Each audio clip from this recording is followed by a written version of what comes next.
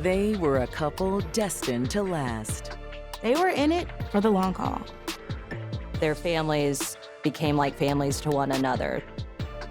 They were going to be together forever. Until a tragic crime took one of them away. They just killed my brother. He was shot multiple times. He's dead. Is he just another statistic? Robbery is not uncommon. There is evidence of forced entry. The bedroom had been ransacked. It's not unheard of to have something like this happen.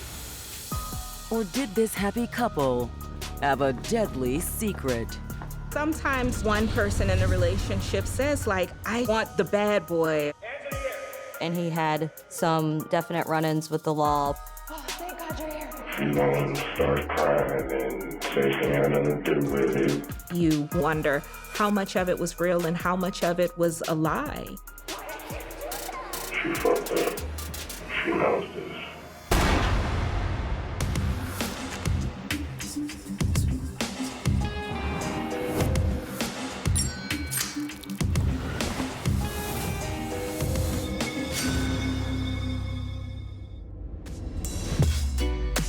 January 9th, 2020. It's just after midnight in Granite City, Illinois, a formerly booming steel town just across the river from St. Louis, Missouri. There's just a bridge that separates the two, and there was a time when Granite City was a up-and-coming town with steel mills and things of that nature. Granite City is similar to a lot of towns where a once thriving region has somewhat dwindled down as jobs have moved overseas. But otherwise, just hardworking, good people, communities where neighbors are looking out for neighbors. But even the closest knit communities can be struck by tragedy. 911, what's your emergency? Somebody just killed my brother. The caller, Reggie Childress, identifies the victim as 36-year-old Jason Thomas. He's dead. I'm looking at him. He's dead. How? With a gun. Reggie, from outside, heard the gunshots. Transit cars have a call on the line stating that his brother's deceased inside the residence, possible gunshot wound. Police start responding immediately out to the home. The caller said that he saw a black male flee from the back of the house. How long ago did they leave? They just left like 5 minutes ago. He said that the killers fled in a black car. Do you know which way they left towards? I just know they went towards Missouri. That's all I know.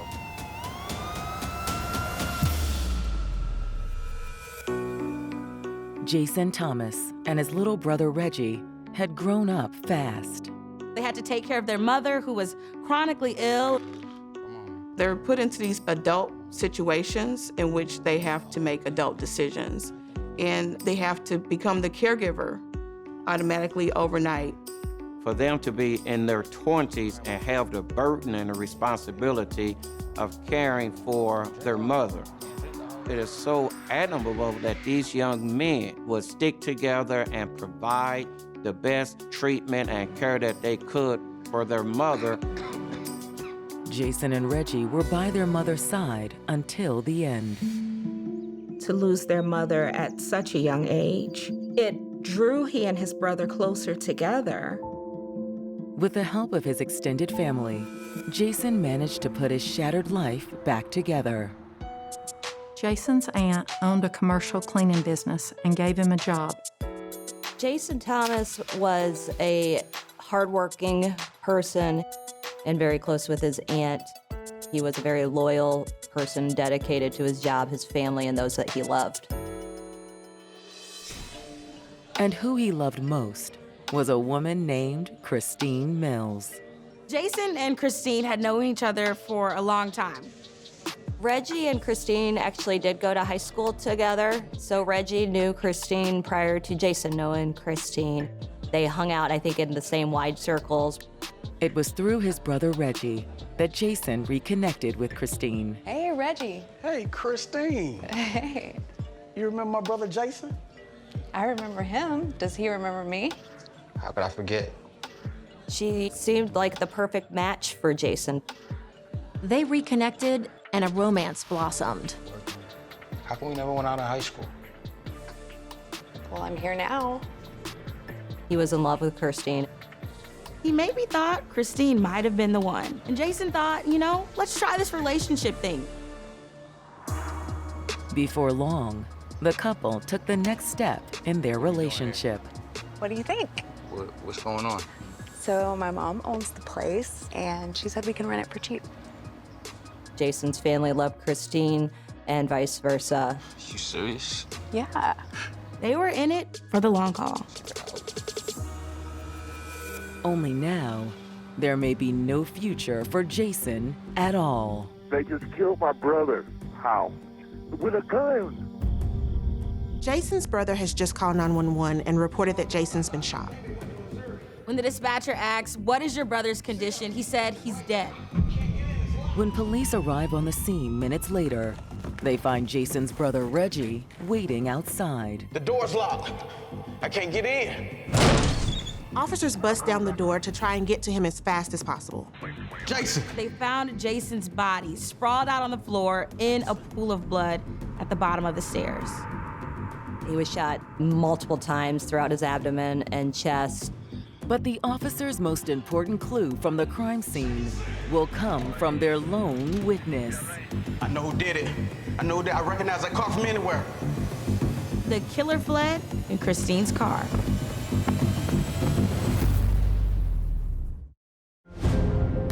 To everyone who knew them, Jason Thomas and Christine Mills were the epitome of a loving couple. People just assumed they were going to get married and have a family and be together forever. Jason and Christine were very close in the sense that they had been together for as long as they had. They kind of grew up together. But now, after his brother has called 911 to report a shooting, police have found Jason dead inside the couple's Granite City home. He said that the killers fled in a black car headed towards Missouri. It was almost as if they were minutes behind the fleeing suspects. According to Jason's brother, the killer fled in Christine's car. I know who did it. I know that I recognize that car from anywhere. When police search the house, there's no sign of Christine. Is she the shooter that police should be looking for, or possibly another victim? The condition of the crime scene leads police to believe they're working a robbery gone wrong. There is evidence of forced entry, including broken glass. The house was in disarray. The investigators were able to recover multiple shell casings up the steps. They were from a .40 caliber handgun. Based on the location of the casings, it looked like the killer had begun their attack from upstairs.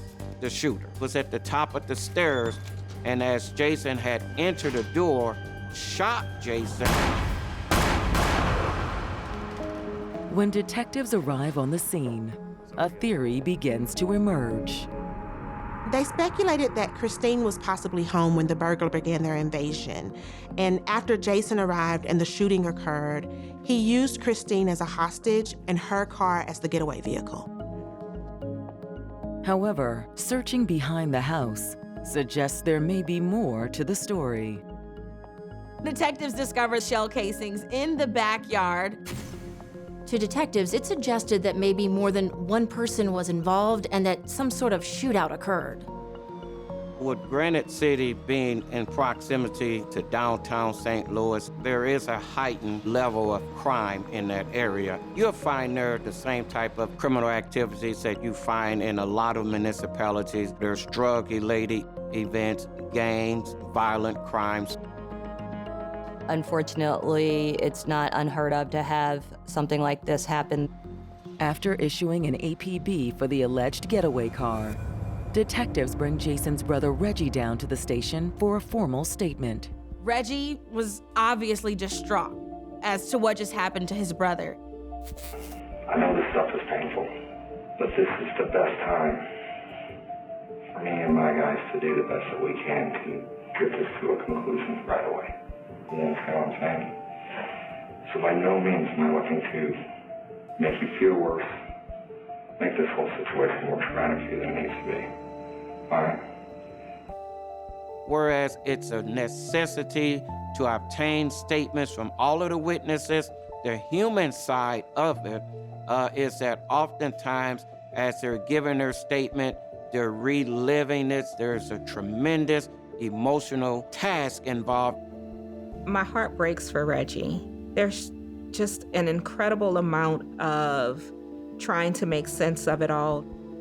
But at the same time, Reggie understands the importance of being able to tell law enforcement who did what to whom and how his brother was killed. Reggie tells the detective that he and Jason had gotten off work shortly before the murder occurred. Reggie and Jason worked together at a warehouse for a local tech company and were on the same shift that particular night. We laughing about it. It was close to 12. He'd driven Jason home because Jason didn't have a car. Where did you drop this off at when you see you pull up? Right. Where to come? Right in front of the front door from the street. And what do you see when you pull up? When Reggie pulled up, Jason was in the passenger seat and they could both see individuals inside of the house. There was a movement of the curtains that would indicate that perhaps someone was in the house. You saw a black shadow come to the front door of the window. He didn't say anything? He didn't speak on it, but I saw it. I know he saw it. That's why he got out of the car the way he did. Reggie stayed in the car. He ran up to the house and he went in the house, and as soon as he closed the door, I heard him like yell.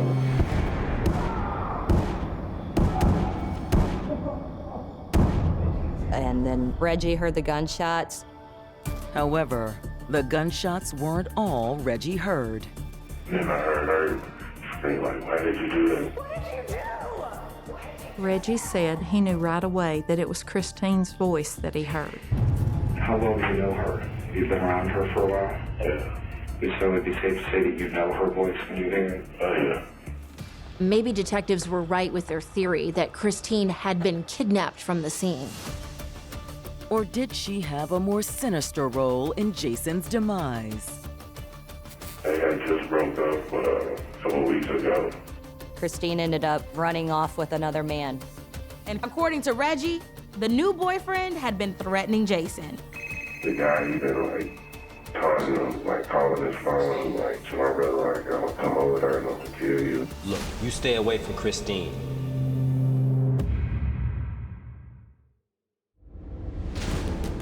The detective investigating the murder of 36-year-old Jason Thomas has just learned from his brother that Jason's ex-girlfriend, Christine Mills, was inside the home when his brother was killed. Once he heard the gunshots, he could hear Christine screaming and crying. You recognize the voice? But when detectives asked if he thought the killer could have taken Christine hostage, Reggie said absolutely not. In the days prior to Jason's death, Christine and Jason broke up. According to Reggie, Christine had left Jason for another man. The guy, he been like taunting him, like calling his phone, like, I got your kid now and all this other bullshit, and she been making threats. Reggie says he urged Jason to cut off all contact with Christine, but his brother wouldn't listen. He loved this girl. He had been with her for 10 years. Reggie said when Christine broke things off, his brother just kept calling and texting, hoping to win her back. Jason was basically trying to figure out what her plan was. Was she leaving for good? Was she coming back? And she was not very forthcoming with any straight answers to him at the time. Reggie says it was through one of those calls that Jason first learned that Christine had a new man. Jason had never met the new boyfriend. He had spoken to him on the phone only because Jason had been trying to reach Christine, and he answered her phone. She's my girl now. And at that point was taunting Jason to the effect of, haha, I'm with your girl now. And lately the dude been calling. Is he calling from her phone or his phone? My brother said that it was from both of them, hers and his. While he was doing this, Jason Thomas would try to call her or text her multiple times without her responding. Until one day, he thought she'd finally called him back. Christine, thanks for... But it wasn't just Christine on the line. When he answered, he was able to overhear what he thought was the sound of her engaged in sexual conduct. Dude had called his phone while they were having sex. So of course, like any man, that angered Jason Thomas.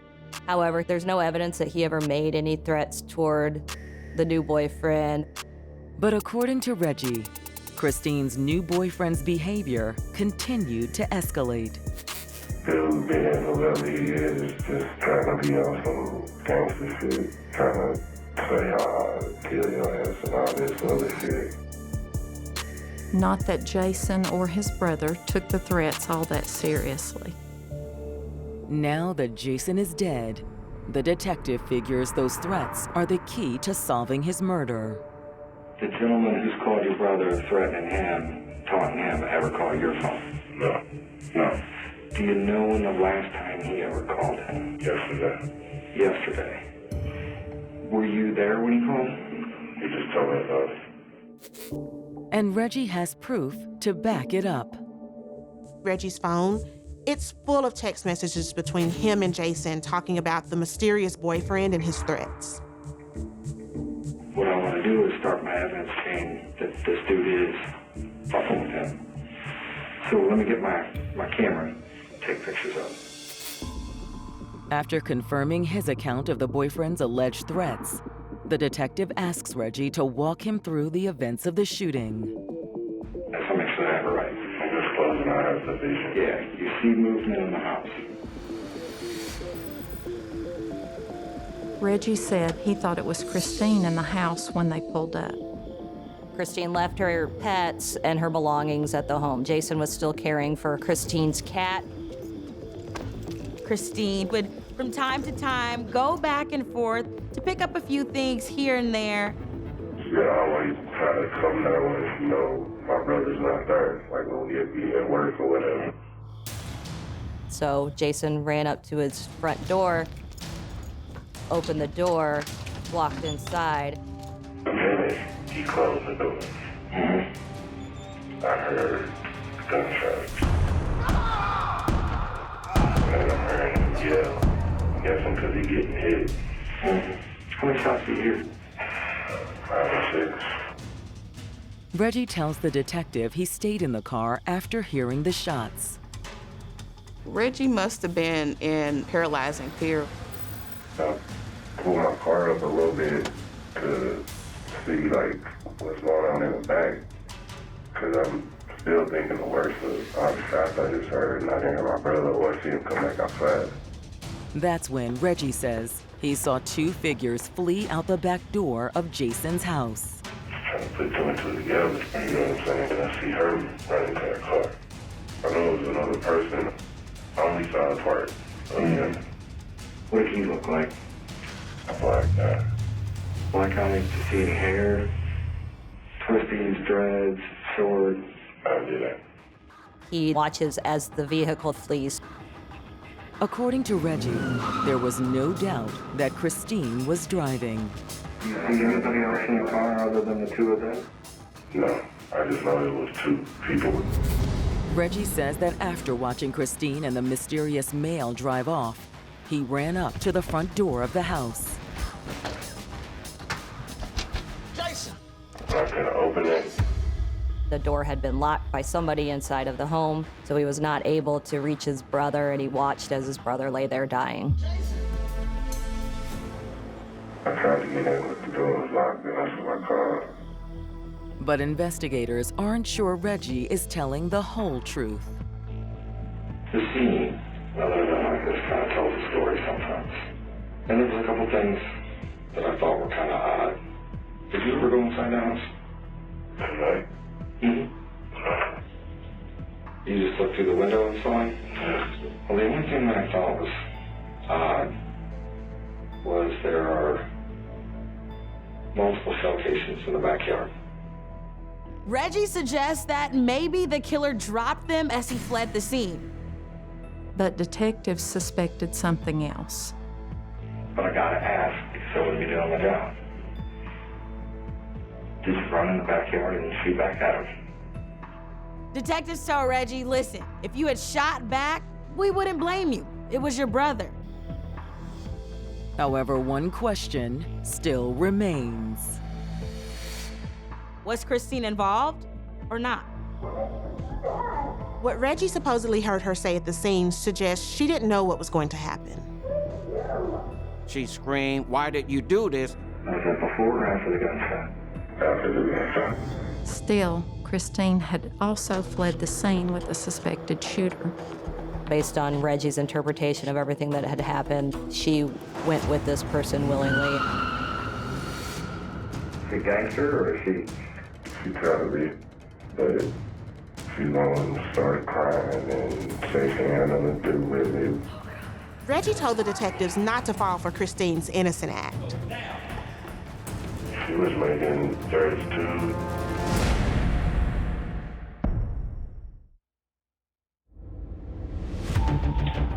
Detectives investigating the murder of Jason Thomas aren't entirely sure if his girlfriend, Christine Mills, is a co-conspirator or merely a witness.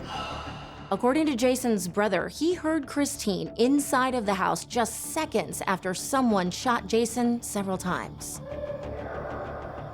I heard her yelling, like, why did you do that? Oh my God, just hysterically yelling. Reggie assures police that when they find Christine, she's probably going to cry and pretend like she had nothing to do with it. But Reggie seems to believe otherwise. She was making 32 along with him. This is perfect, he said to me, for my brother. You know what I'm saying? And a lot of back and forth escalated through her. Although Reggie was equally sure that Christine was not the shooter. He had to be her boyfriend. That's the only person she filmed it.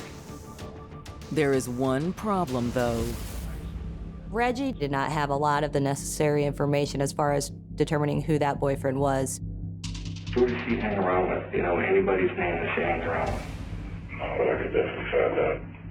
The detective appreciates the offer, but he also asks Reggie to hold off for now. He asks around too much, or he has somebody that tells him that I may now know his name. It becomes harder to find. They start destroying evidence. They start disappearing. They end up in Florida, hiding. So if you blatantly just ask around, you know, somebody might be more loyal to her, say, oh, shit, he's asking, you know, he's gonna tell the police. Which could potentially harm the case. Give me a fair shot at it. Try not to go out and do any investigating on your own right now. Once he's finished with Jason's brother, the detective's first priority is tracking down Christine. They had already issued an APB for the vehicle at the crime scene. And they knew that they were in Christine's car. Using an automated license plate reader, detectives are able to confirm that she and the suspected shooter fled towards St. Louis. Traveling across the river over to St. Louis, there's a bridge that goes straight into the Missouri side.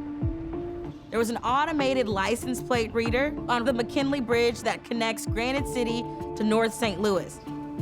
Detectives can see that the plate reader recorded Christine's car crossing into Granite City at 11:34 p.m. on Wednesday night and returning to the St. Louis side 7 minutes after midnight.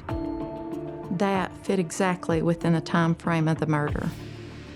Hoping to learn where Christine and the suspected shooter had gone from there, the following morning, detectives reach out to her cell phone provider. They were hoping the phone company could ping Christine's phone and allow police to pinpoint her location. Then, while waiting to hear back, detectives pay a visit to her mother. Can I help you? We need to ask you a few questions about Jason Thomas. Initially, they don't mention that they're investigating Jason's murder. She confirmed that Christine and Jason had broken up a couple of weeks earlier. Any idea why they ended things? Just the normal ups and downs, I guess. When they were good, they were great, and when they were not good, it could be pretty rough. And like most relationships, there's at times when it can be like fire and ice. The person who's doing the leaving, the stepping outside of the relationship, they've probably been considering this for a while. And it's probably because for them, when we think about wants and needs and expectations, quite often there might be needs, which are non-negotiables. Needs are like air and water, you have to have them. And if there are needs that aren't being met, but they don't know how to communicate that to their partner, that creates a space where they're vulnerable to end up cheating or decide this relationship just no longer serves me, and so they decide to terminate it. Despite the break, Christine's mother says her daughter and Jason remained on good terms. She would still check up with Jason from time to time just to see how he was doing. Ending a relationship, especially a long-term relationship, that's difficult because we're all intertwined, and that's a big decision to make. And so perhaps because of that, she didn't just completely end the relationship and move all her things out. However, Christine's mother also confirmed that her daughter had started seeing someone new. She says that the new guy's name is Kadeem Nolan. Kadeem grew up in the St. Louis area in the city, 20, 30 minutes across the river from where Christine and Jason lived. Christine's mom described him as a bad boy, the opposite of Jason. She tells detectives that she's not sure, but she thought that he kind of looked like a drug dealer. It's not uncommon, especially for people who are in relationship that got together when they were young, for one of the couple members to feel like they're missing out on something and says like, I just want the bad boy or the bad girl. Like, this relationship that I'm in is good and it feels safe, but I want a little excitement. And quite often, excitement can lead to tragedy. I'm afraid that's why we're here. Jason Thomas was murdered last night. What? Jason and Christine, their families became like families to one another. So I believe that Jason viewed Christine's family as his own and vice versa. But as shocked as she is by the news of Jason's death, there's little Christine's mom can do to help detectives. She says that she didn't know where Kadeem and Christine were living now, but she said she figured it was somewhere across the river. When was the last time you spoke with her? Yesterday morning. She told her if she was completely done with Jason, she needed to go back to his house, get her stuff, and bring home the cat. I said it wasn't fair to keep him hanging on. Christine's mother also said that she told her daughter to get her stuff when Jason wasn't home so there wouldn't be any drama. But had Kadeem gone looking for a fight? Thank you for your time. Now that the detectives have his name, they're able to pull his criminal record. He had some definite run-ins with the law. Many of his arrests were for theft or burglary, but there were hints of violence. Assault, violating a protective order, things like that. It doesn't take a rocket science to think that if they did it in the past, there's a heightened probability that they may do it again in the future. When detectives receive the autopsy report, one thing is certain. Whoever shot Jason meant to kill him. He had been shot 7 times. The medical examiner was able to determine that out of the 7 shots that hit Jason, 6 of them were while Jason was laying flat on the ground. It wasn't just a murder. It was an execution. Christine's role in the murder remains unclear, but detectives are one step closer to finding her. The phone company located Christine's phone in North St. Louis, just 1 mile from the bridge to Granite City. Police essentially flooded all the area hotels and just drove through the parking lots until they found a hotel where Christine's car was parked. At that point, As they were making a plan to go into the hotel room, they actually watched as Kadeem Nolan came outside. A quick trip to the front desk gives them a room number. The room was actually registered to Kadeem. The police take him into custody without incident. Kadeem acted as if he had no idea what investigators were talking about. But would Christine say the same? Relief is the best way to describe her reaction when she saw the police. Oh, thank God you're here. I didn't know what to do.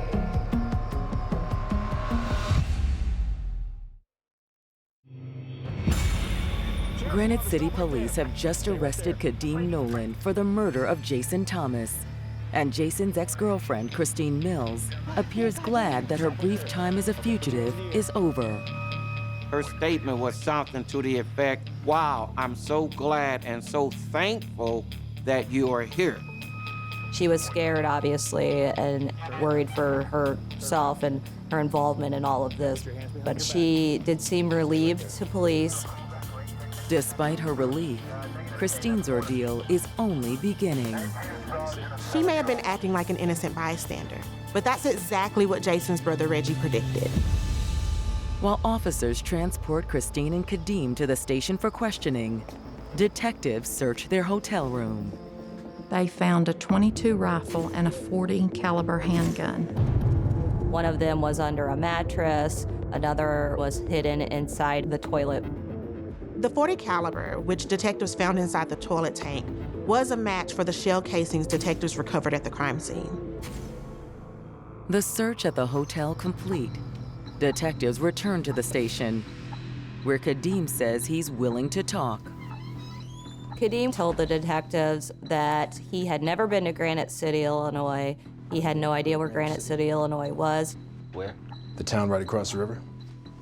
No. No, sir, never heard of it. He said he had no idea what they were talking about with the guns that were recovered inside his hotel room. Kadeem stonewalling them. Detectives move on to Christine. Christine Mills tells them she and the new boyfriend did go to Jason's house. However, she claimed that Jason knew they were coming. He didn't work. Jason and Christine had texted throughout that day to one another, and it was decided that Christine would come back to the house where she and Jason lived after Jason got off of work. So he knew Kadeem would be with you? Yes. Although according to Christine, Jason wasn't there when she and Kadeem showed up. She and the new boyfriend broke a window, and that's how they gained entry into Jason's house that night. So you broke the window? I was irritated. My key didn't work. I guess he changed the locks. Jason had changed the locks on the door. She was not happy about it. She also claims that Jason was angry when he came home and found them already inside the house. Jason came in and he was yelling at Kadeem and he just pulled a gun. She gave the impression that initially this may have been a struggle between Jason and Kadeem. Kadeem grabbed the gun and it went off. She said it was an accident that Kadeem shot him.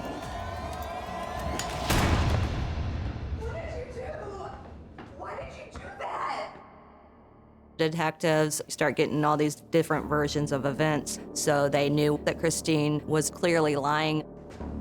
Well, Kadeem shot him accidentally 7 times.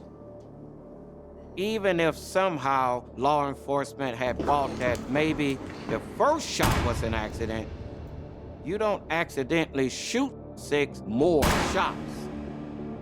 So they knew that Christine was clearly lying. Backed into a corner, Christine caves.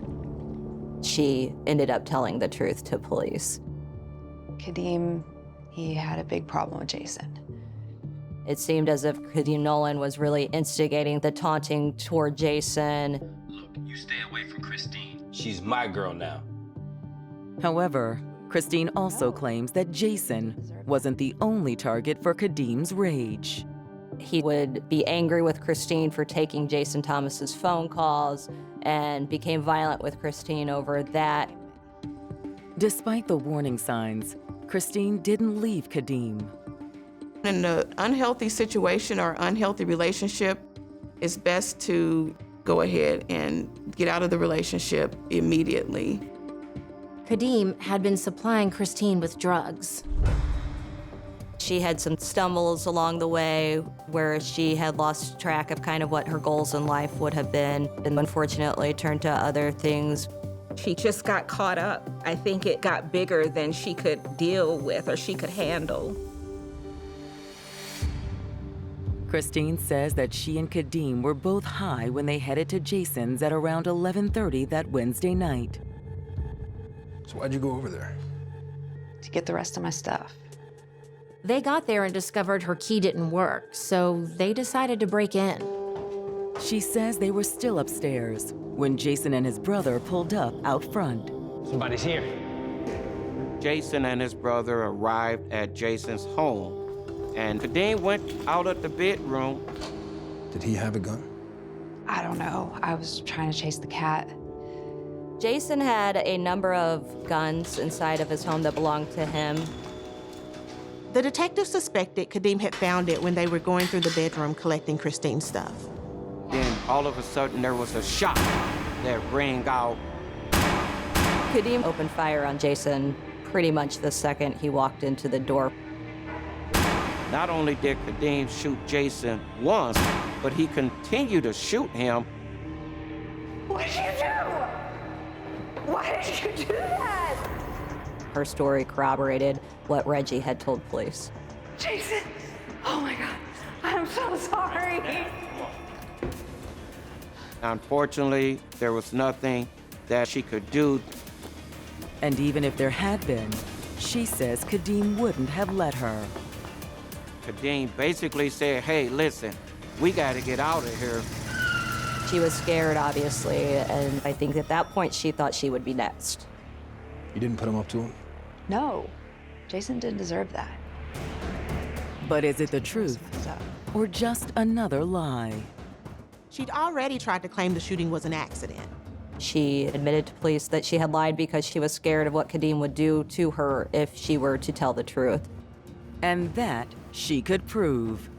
Christine had been secretly recording Kadeem Nolan while the two of them were inside of that hotel room. Kadeem, they're gonna find us. Now that you shut your mouth, they won't.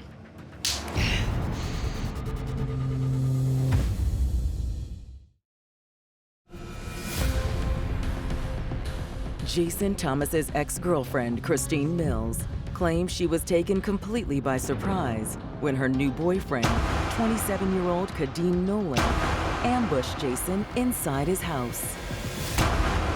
She said that she did not go there with the intent of killing, and she did not participate in the actual shooting. Somebody just killed my brother. The statement Jason's brother Reggie made to police really seemed to back up Christine's account.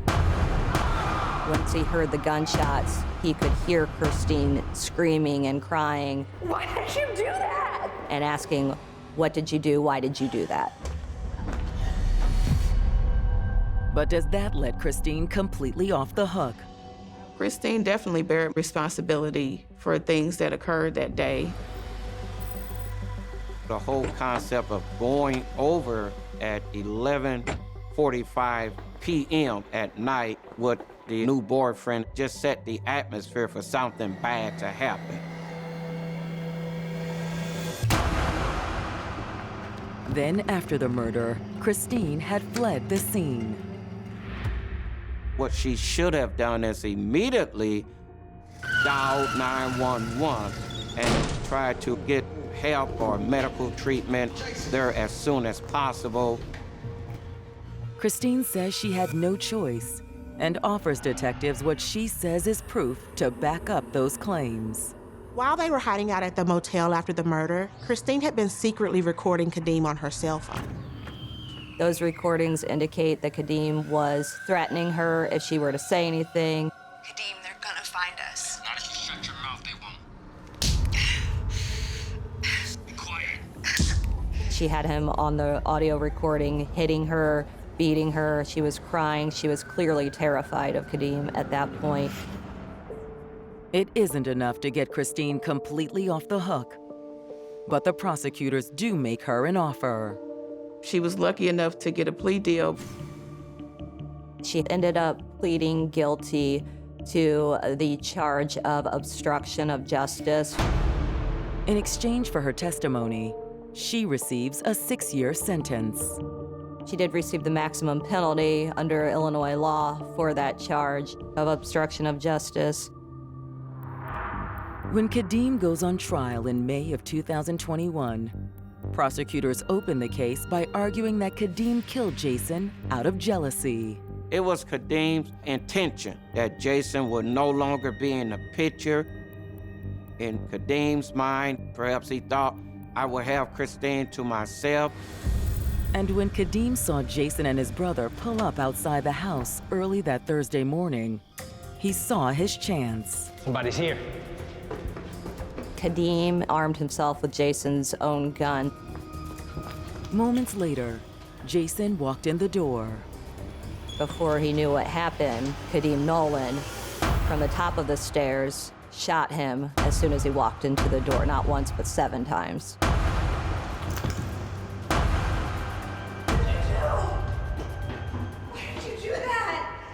As specified by her plea deal, Christine took the stand and told the jury exactly what happened in her own words. She was brought to trial from prison. She testified in her jumpsuit and her handcuffs. She not only talked about how Kadeem shot Jason, but also that he was threatening him before the shooting. But when it's the defense's turn, they do their best to paint Jason as the aggressor. Kadeem Nolan insisted on testifying on his own behalf. He told the jury a very, very detailed version of events that occurred inside of that house that night. Detailed, yes, but also the exact opposite of what the prosecutors presented. He admitted he was there and admitted to killing Jason Thomas, but he claimed for it to have been done in self-defense. Kadeem told jurors there was a struggle over the gun, and during that struggle, he'd shot Jason. There's an argument that Kadeem may have felt as if he was in danger. However, on cross-examination, the prosecution says the evidence doesn't line up with Kadeem's story. Kadeem Nolan, from the top of the stairs, shot him 7 times. Had it only been one shot, it would have given them more of a believable explanation. Prosecutors also point to the autopsy results that show Kadeem was standing over Jason when he fired most of those shots. When Kadeem was trying to claim that shooting Jason was necessary to protect his own life, it's hard to make that argument when you've got someone who is clearly lying on his back while he's being shot not once, not twice, but 7 total times. Additionally, the testimony from the medical examiner was that the wounds that Jason sustained were fatal very quickly. So once he was shot, he would not have had the strength to pose any additional threat, and despite that, Kadeem kept shooting. So I think that that was extremely important in this case to dispute the self-defense claim. It was simply the science did not back it up whatsoever. The evidence didn't back it up whatsoever. And the jury was able to see that through the testimony of the detectives and the crime scene investigators and the medical examiner. In the end, the jury rejects Kadeem's claim of self-defense and finds him guilty of first-degree murder. Kadeem was sentenced to 65 years in the Illinois Department of Corrections. He will be required to serve every single day of that sentence. Life imprisonment is not something that's offered for this particular set of circumstances in Illinois, so the sentence that he did receive was sufficient to ensure, hopefully, that he will never walk the streets again. And I believe that was the judge's intention in so sentencing him. That kind of person who has that kind of malice in their heart and that kind of anger in them is best to remove off the streets. Jason's family is happy with the outcome. The family was quite pleased with the sentence that he received. They have some relief knowing that he will likely never be on the streets again. But no amount of prison time can make things right. There's no bringing Jason back. It was an absolutely senseless crime. It did not need to occur. Jason Thomas did not in any way, shape, or form deserve what happened to him. His family will never see him again, right? Death is forever. There's nothing left for them. And so in that way, it feels very, very unfair. If you find yourself in a situation as a result of a broken relationship, domestic problems, just walk away. Break off the relationship, stop the phone calls, you go your way, let him go their way. Jason and Christine kept kind of coming back. And then because of the violence, the family has lost a brother, but perhaps even more difficult is the senseless, meaninglessness of it. That's just difficult to deal with on any level. And even if Christine never intended for it to happen, that ultimately cost Jason his life.